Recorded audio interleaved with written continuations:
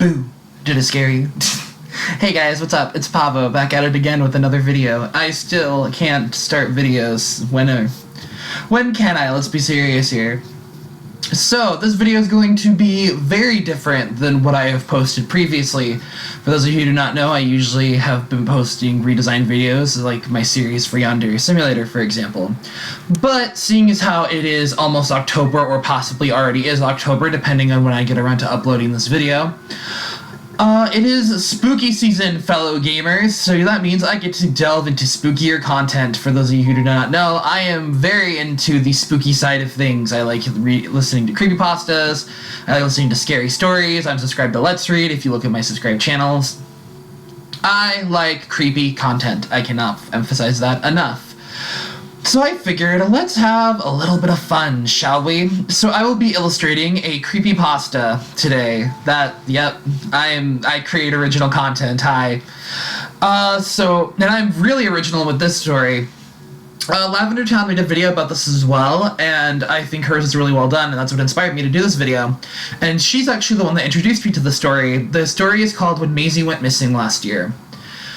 And I actually really like the story. It quickly shot up to be one of my favorite creepypasta stories ever. I like how kind of chilling and suspenseful it is, and it leaves you really thinking and kind of holds a mystery to your face, you know?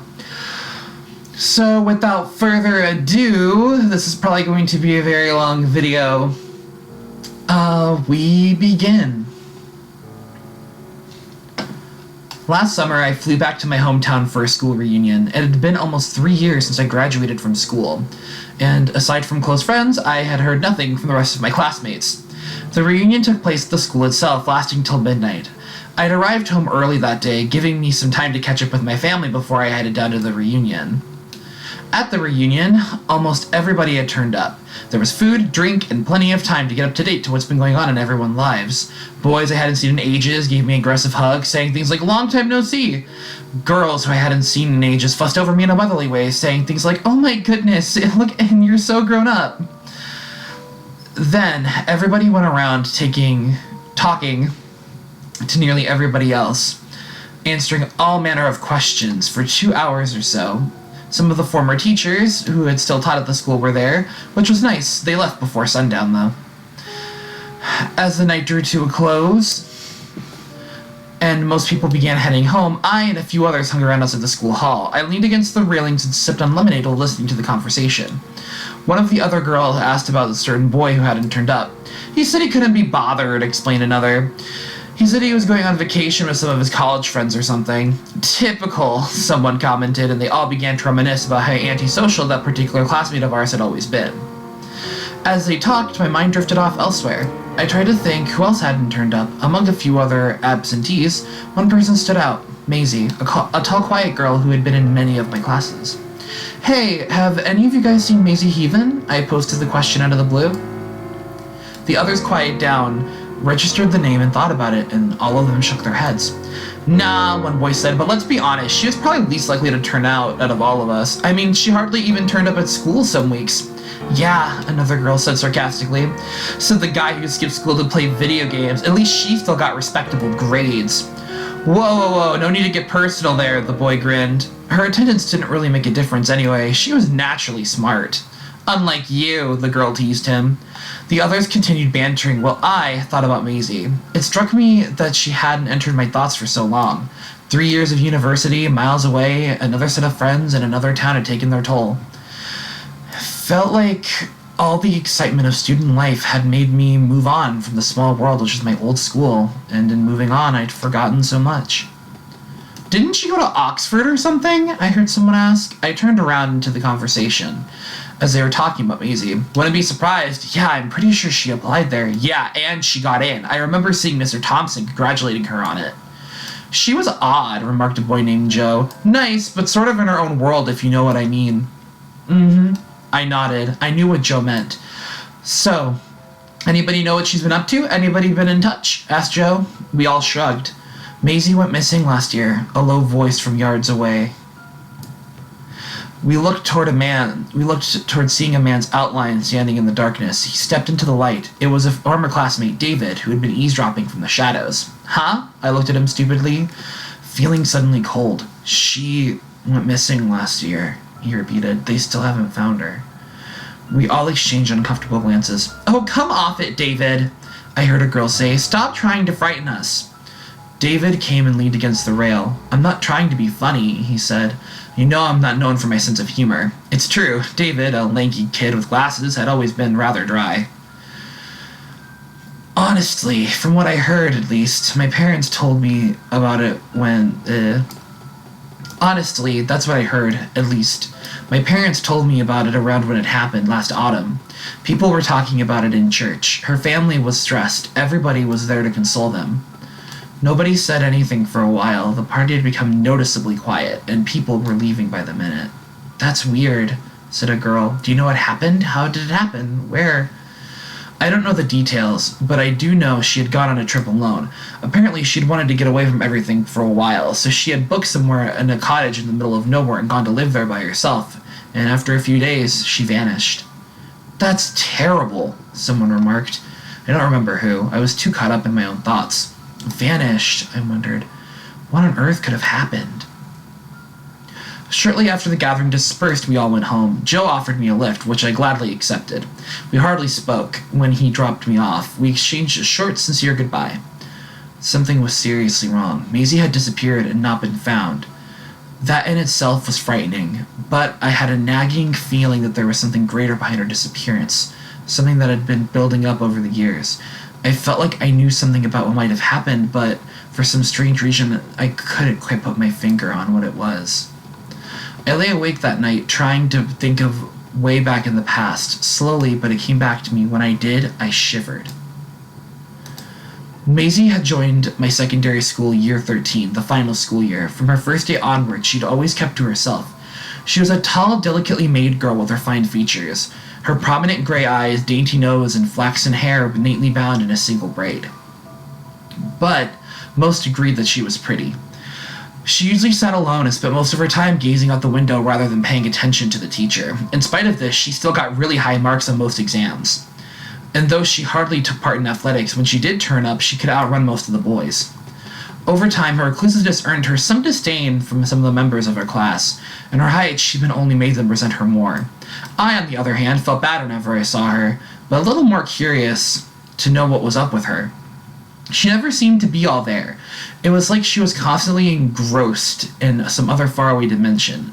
At the time, I saw it as enigmatic. Now, having thought about it a bit more, I had come to realize her behavior was more than troubling, a sign that something was troubling her and wouldn't leave her alone. But a simple 17-year-old boy couldn't understand these things. I sometimes told my mother about Maisie's behavior, and she told me to be nice and to be a gentleman. I remember a particular conversation we had. My father was at work, so it was just me and my mother in the kitchen. Hey, Mom, I began tentatively.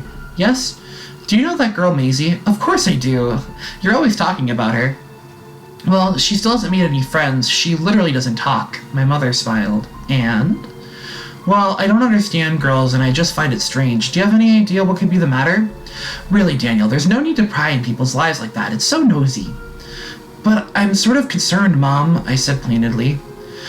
That's sweet of you, but I'm sure there's nothing you need to worry about her. Everyone has their own problems, and I think she'd prefer to keep hers to herself. I thought about what my mother said, and I wondered what kind of problems Maisie could have had. You mean like family problems? Are her parents getting divorced or something? Could be, but I doubt it. I've met her parents, and they don't seem like they're splitting up anytime soon. They seem to be very nice people. I realized that I had seen them once too. They had seemed like nice people. They were the sort of gentle, charitable churchgoers who had cared a lot about community and never skipped Sunday Mass. Their daughter was different. I figured that her mind was something very personal that she hid from her family. But whatever could it be? My simple masculine brain couldn't get over her mysterious sullenness. You know, my mother suggested one day, if you're concerned, you could go talk to her. Perhaps she feels isolated at this new school. You never know. It might make her feel more welcome. I considered it. I might do that, I said. Yeah, I might do that, Mom. I first spoke to Maisie Heathen on the way home from school. I wasn't expecting to cross paths with her as I had just finished having an after-school detention. I was likely the only one at school apart from the caretaker. It was a chilly, blue-skied evening in October. The sun had sank enough to darken one half of the sky. The homeward path cut through farmland at the back of the school, where there was a path had been lined with lower fence wires on either side to keep students out from the fields. I noticed Maisie on the path, but about 200 yards ahead of me. I realized now was my chance. I tried to walk faster to catch up with her, then ran. I noticed she looked downward slightly as she walked, but she moved quickly. I was a little out of breath when I caught up. But that's when something weird happened.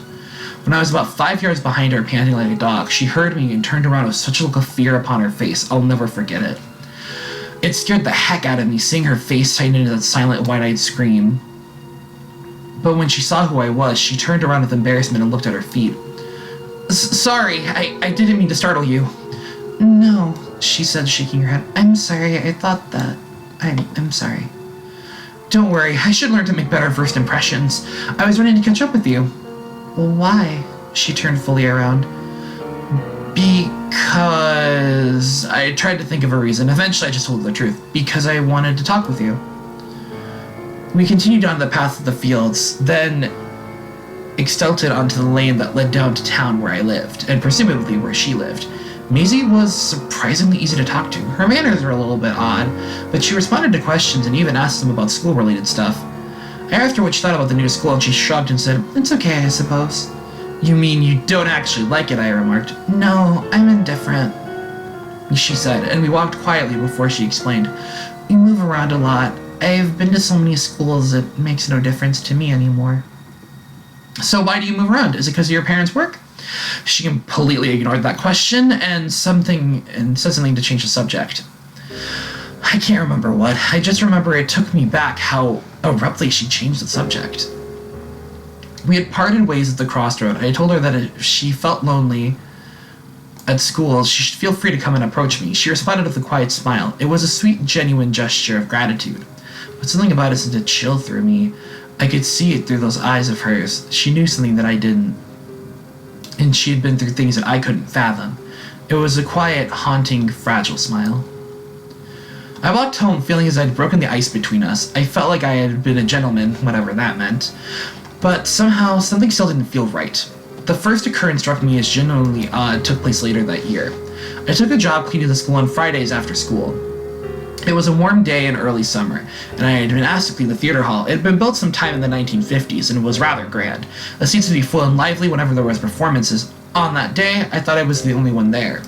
Carrying the vacuum cleaner to the back storage room, I suddenly saw the door to the room open. I was carrying a vacuum cleaner to the backstage room, when suddenly the door to that room had opened, and a girl, white as a sheet, came out. I nearly screamed. It was Maisie Heathen. She had been in that room all along. She looked terrified, as if she'd seen a ghost. "Whoa, is everything all right?" I asked, laughing. She looked about ready to burst into tears and ran out of the hall, leaving me utterly confused. Suddenly, I felt afraid to enter the backstage room. What on earth was in there? But it scared her so badly. Against my instincts, I went in. There was no one there. I checked all of the potential hiding spaces and turned on every single light, and found nothing. Perplexed, I retrieved the vacuum cleaner and started cleaning. All while I was in there, I had this sinking feeling in my stomach, this impression that something terrible would happen at any moment, causing me to hightail it out of there, white as a sheet. But nothing happened. I vacuumed the place and got out of there quickly. I never raised the topic to Maisie. The year went on with nothing of that level of weirdness happening.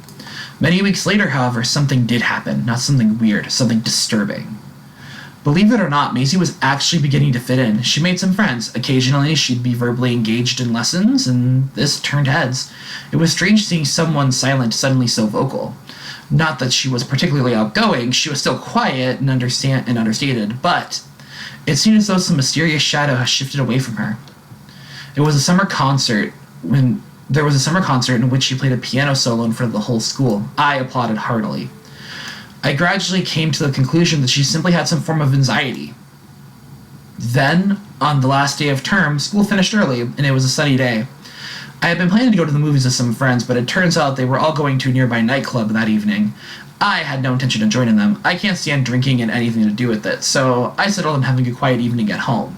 But as I set off to the homeward path in the fields, I noticed Maisie Heathen ahead of me. Just as it had been the first time we had spoken. But it was summer, but it was high summer now, not fall. The day was cloudless, and she was at ease. Maisie, I called and caught up to her. Do you have a moment? She turned around and nodded. We hadn't spoken in a while. As we walked, the sound of crickets in the grass filled the air. So, after much anticipation, do you like films? What? I said, do you like films? You know, movies. I don't mind them. Would you like to go see one? Tonight at the cinema? She seemed to be considering my offer because she smiled quietly to herself, and then she said yes. I expressed my gladness, and when she asked why I was talking to her about it, I told her about my friends ditching me for a nightclub that seemed to amuse her. Then I told her what movies are showing. She settled on the horror film, which surprised me. Horror? Really? She didn't seem the type. It starts at 11, though, I warned her. Are you going to be able to come out that late? Sure, I can. Then it's settled, I suppose. Shall I pick you up? I offered. Please. Where should I pick you up from? My house? I don't know where you live. On the way home, she told me where she lived. It was actually pretty close to my own home. I went home and killed time till night fell. At 11, I drove my parents' car to her house. She didn't own a mobile phone, so I waited outside. While I waited, I felt, for no apparent reason whatsoever, a touch of dread. I had the radio on and was sitting comfortably in a car parked outside of a pleasant suburban neighborhood. But something outside seemed to be stirring. I kept looking out the window, expecting to see, well, not knowing what to expect to see. But there is definitely something about that place with that night which was making me uneasy. I jumped when someone opened the passenger side door of the car and climbed into the seat beside me, but it was just Maisie. I hadn't seen the front door of her house open. Where did you come from? I asked. I swear I never saw the front door open. I came through the back door, she explained. It's quieter and I don't want my parents knowing that I'm going out. Oh, right. I realized I was doing something that against her parents well. I didn't want them to worry if they found her gone, and I didn't want to be the one responsible, but I guess I had no choice. Calling things off now was completely out of the question at this point. The drive took 20 minutes or so. Aside from ours, there was only about 5 other cars in the lot. The cinema was bizarrely a standalone building, a few hundred yards outside of a lengthy 50-mile-per-hour road. Usually the theater is downtown or a part of the shopping mall, but this one was large with its own parking area, and nothing around it for miles. It was quiet, and it was quite nice, really, away from everything else. The only noise usually came off of the road, but at 11:30, long after dark, even that laid silent. Beyond the cinema, the woods seemed to stretch on endlessly. We bought our tickets and joined about a dozen other viewers in the theater. The film itself was something about like demonic possession. It was fairly cliche, but it gave the cheap thrill I paid for, and the audience screamed at least thrice. Every now and again, I'd glance at Maisie. Something about the way she watched the film was strange. Rather than looked excited or bored or afraid, how people would usually look when watching a horror movie, she seemed intense and angry? Maybe not quite angry, but it was some look of hatred, not obvious, subtle and cold. I found it disconcerting, but I shrugged it off. I told her I was going to run to the bathroom, and her expression relaxed into a pleasant smile, and she nodded. Alone in the men's restroom, it was perfectly silent and relaxing, that is, until I noticed the footsteps moving outside of the hall.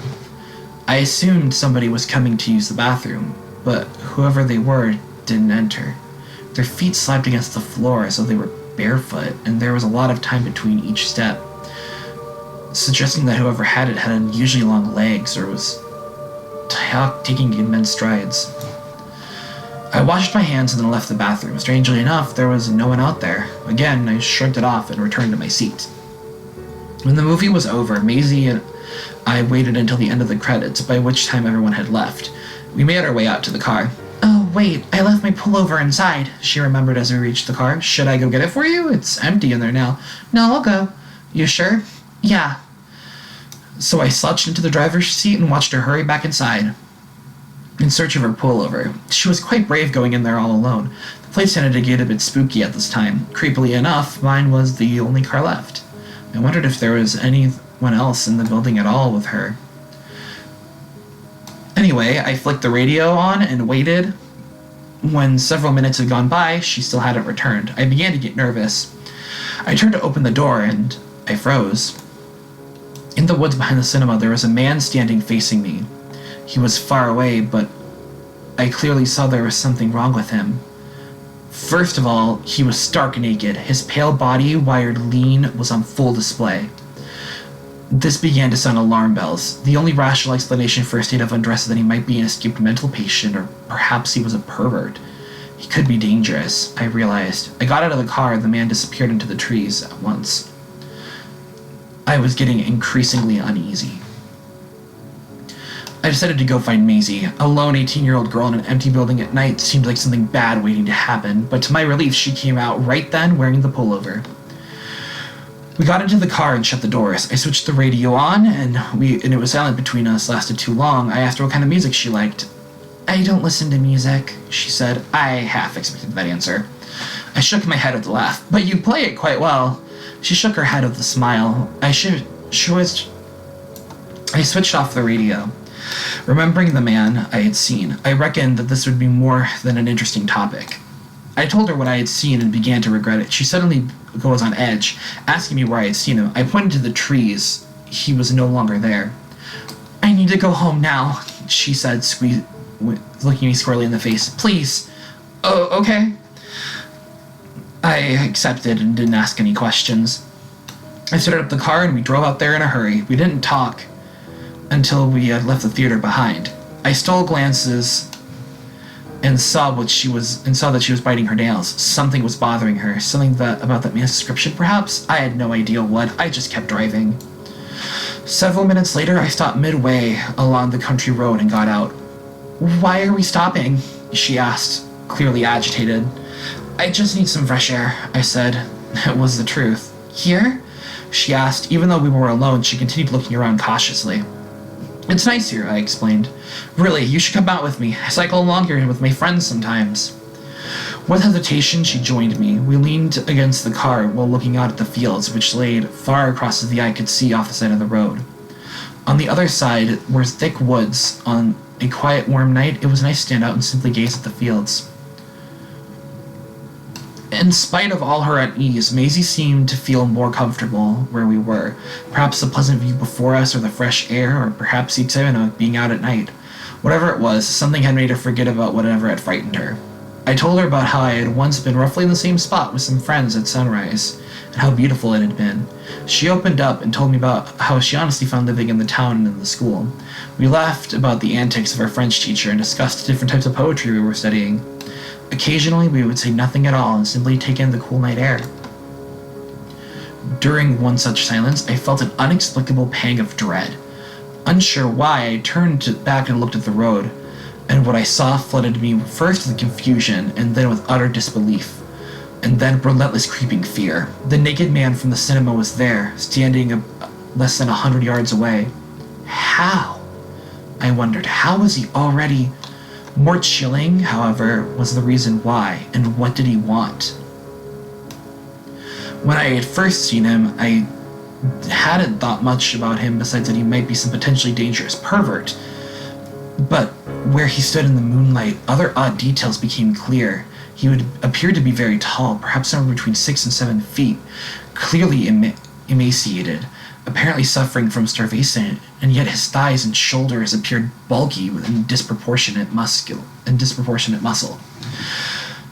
There was something disturbing about his face as well. It looked blotchy and deformed, like a melted plastic clown mask. Perhaps it was a mask? From my vantage point, I couldn't really be for sure. I think we should get in the car, I said. Huh? Why? She said, turning to me, and then she stiffened. I knew she had seen him too. Hey, come on, get in the car. Quick. I began to breathe heavily. She didn't seem to hear me. She looked as though she was in another dimension. I opened the door and ushered her inside, but she was alarmingly firm. The stalker stood still. The more I watched him, the less I thought of him as a person and more as something else. There was something disturbing and inhuman about his face. His presence stank of raw, otherworldly menace.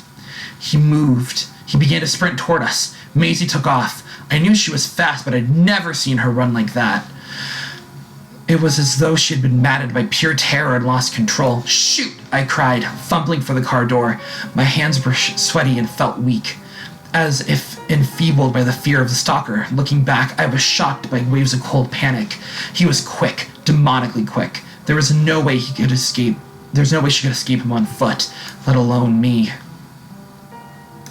I overtook her in the car and called repeatedly from the window. Hearing me, she eventually got in, and I put my foot on the gas and drove like there was no tomorrow.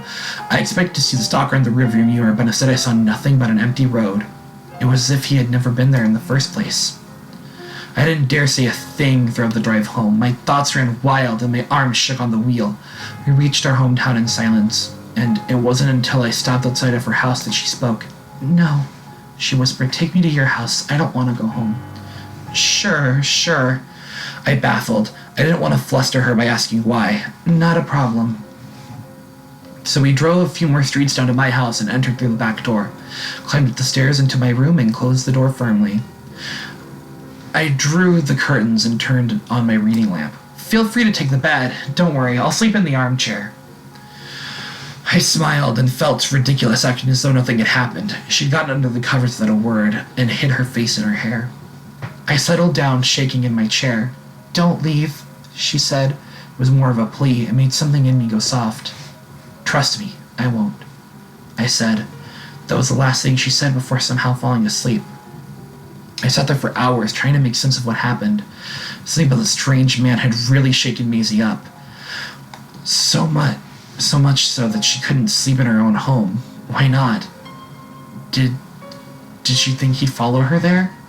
I realized that my mother would be most dismayed if she found me with a girl in my room at night, but I was her friend, and I hated seeing her so afraid. I couldn't have said no.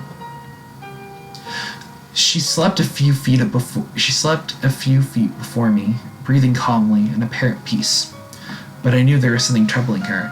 I had gotten the feeling that the weird, distorted, clown-faced man somehow was connected with her strange behavior. No, absolutely not. This was random, a one-off incident, I told myself. But then why was she so afraid of him? Why did the description of the man arouse such immediate, disproportionate fear? Could she know him? How? Who was he, anyway? There was too many questions, and my head was too tired to contemplate them. Eventually, from exhaustion of sitting upright, I began to doze off. I lulled to sleep by the hum of the night breeze and the whir of the fridge downstairs, and the sound of soothing footsteps, of bare skin slapping slowly against the concrete outside, as if whoever had it had unnaturally long legs. After the incident in the movie theater, Maisie more or less stopped talking to me. I didn't hold it against her. I assumed she just needed time, but as weeks passed, she kept silent. During the last week of school, I passed her in the hallway, and we made eye contact. She forced a wry, short-lived smile. "Daniel," she spoke at last. She sighed and hurried without finishing what she wanted to say. We finished school without ever speaking again. On the last day, I slipped my number into her locker in case she wanted to get in touch. She never did. The summer months dragged by. Another semester of university began, years passed, and before I knew it, I forgot about what had happened. You'd think someone would remember something like that, but no, it was as though my brain was deliberately trying to erase the memories. After what David said at the reunion, things came flooding back in. I revisited the archive of my memory, and was frightened by what I found. I spent the following day strolling around town, thinking nonstop about the whole frightening affair, and so desperately trying to understand. About a week later, I was going for a run in my hometown and crossed paths with someone who I hadn't seen in years, Maisie's father. He had lost weight, not to mention quite a bit of hair, but I knew it was him at once. He didn't notice me until I said hello, but it seemed to only vaguely remember me, which was upsetting. We stood talking about what he had been up to, college and stuff, and then there was a pregnant pause. I dared to mention the topic of his daughter's disappearance. "Look, Mr. Heathen, I heard very recently about Maisie. I'm devastated." He looked at me through his old-fashioned glasses, the tragic, defeated look in his eyes. "Young man," he said softly, "this world has things in store for people that seem so unjust, so cruel, that they make us test our faith in the Almighty. But we must keep faith. It's all I have now, that and Mrs. Heathen." I waited for him to carry on, but instead he took one of my hands in his. It chilled me how frail he seemed for his age. "What's troubling you, boy? You seem to have something on your mind." I do," I admitted. "If you wish, you may tell me. Let us go to the house of God. I didn't know what he meant until he gestured towards the church. Evil things will follow us there. Shortly, we were seated beside one another in the old town church. It was always open and always empty, apart from Sundays when a few regulars would attend. I described to Maisie's father how I often felt concerned about his daughter, and I told him a lot. I didn't mention the night at the cinema, though. He listened intently, sighed, and then spoke. Miss Heathen can't bring herself to accept it, but deep down, I know Maisie was afraid of something. I think you have noticed that she had sometimes been withdrawn, perhaps a bit unresponsive, as if she wasn't fully quite present. I nodded. Well, he continued, she wasn't always like that. He reached to his breast pocket and handed me a photo. I knew at once that it was his daughter, only she was several years younger than when I had known her. It was a school photo, and she was smiling. It was a carefree, sincere expression, untouched by underlying anxiety. I'm not sure what it was, but something in her changed when she was 13. I think I know when it happened. You see, we lived for a short time in another part of the country, in a small rural town up north. There was woods near the village that had a reputation for being unwholesome, haunted even. The place had a dark history according to locals. Work had brought me there, and we were in a new town. Maisie didn't fear the unsuperstitious. One night at a sleepover, she and a few friends she had made at the local school thought it'd be exciting to walk in those woods. What happened? I asked. Nothing, he replied. Then with hesitation, not at first, but things began to happen soon after. I don't understand. I fear that something followed her home that night. Something from those woods latched onto her and never let go. Something? Something, he explained. An evil being, a demon, if you will. Whatever it was, it haunted her. And when we left that town, it followed. He paused a moment, reflecting, and then went on. It was nothing at first, just nightmares. She complained about the presence in the corner of the bedroom. Naturally, it was unsettling, but nothing came of it. We put it down to her watching too many horror films, and then she stopped eating, trouble sleeping. She demanded we take down the mirrors in our house. We didn't know what to think. I got this first feeling that something unnatural was happening, but I wasn't sure. I never saw anything unusual with my own eyes, but sometimes I'd admit I'd go into a room at night and the hairs on the back of my neck would stand up unexpectedly. She'd go through phases of extreme paranoia followed by extended periods of normalcy, but whatever it was, it kept coming back. Mr. Heathen, I said, my voice shaking in surprise. Did she ever describe what it looked like? Never. Maisie avoided talking about it. I don't even know if it had a visible form. I couldn't help but think of the man outside of the cinema, his elongated body, his hideous deformity, his strange threatening aura. I tried to remove the image from my mind. Her father carried on.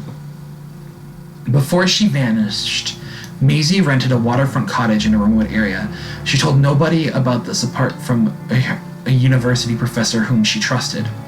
It was a strange thing for her to do. Our family had no affiliation to the area, nor had she been there before to my knowledge. The cottage was totally isolated, miles from civilization. But it was as if she wanted to escape from everything. It didn't make any sense, and then she didn't return. Police searched thoroughly, but there is no trace or clue to be found, no signs of foul play. But they did find one clue. What? Her clothes. They were left in the cottage. The odd thing is that they were not strewn all over the place as you might expect. Rather, they had been neatly folded and laid on the bed. I had hoped the conversation would help me better understand the mystery, but the more Maisie's father had told me, the more questions I had. What do you make of all of it? I asked. He replied in a hushed voice. I think, young man, that this is something from beyond our world. Grief had toughened me, but it pains me when I say this. I think something evil lured her to that cottage, cut her off from society, and left her vulnerable. Then one day, as she was stranded in a obscure part of the world, it came for her. I saw the old man's eyes watering. He wept at my side for a while. I couldn't do anything. No words of consolation would have helped. His eyes dried and he smiled weakly. "I'm afraid I gotta cut this conversation short," he said remorsefully. "My wife will be waiting and she's not feeling well." I thanked him and apologized profusely, and as he turned to leave, I called out to him, saying I still have the photograph. "Keep it," he said. "What? No," I protested. "I couldn't take this."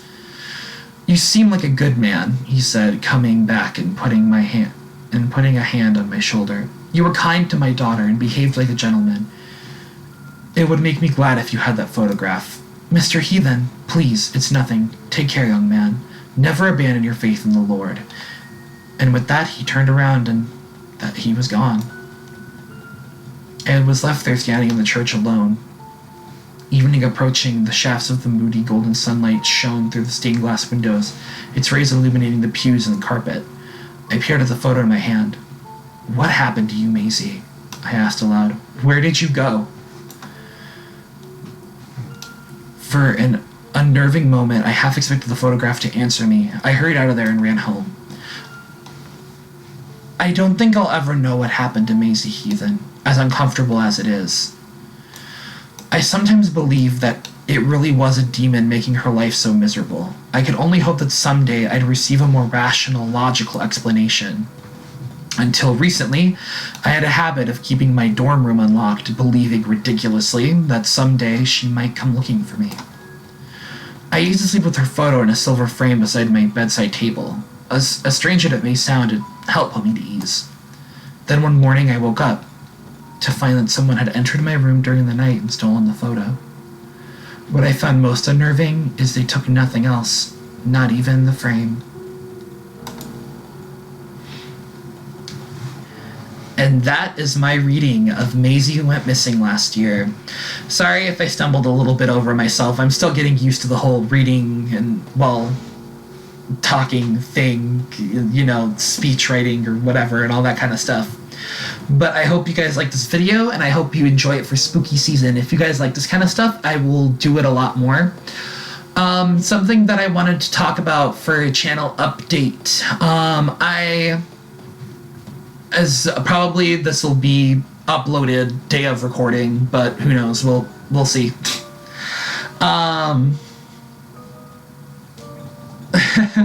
So I would like to start live streaming to, kind of talk with you guys, and I would like to do some Genshin live streams. I have one planned coming up soon. I'll probably have one already done before this video gets uploaded, or if this video gets uploaded day of recording, this Friday, but I will make a small notification for it. So, other than that, I hope you guys enjoyed this creepy reading, and I'll talk with you guys later. Ciao. Pavo out.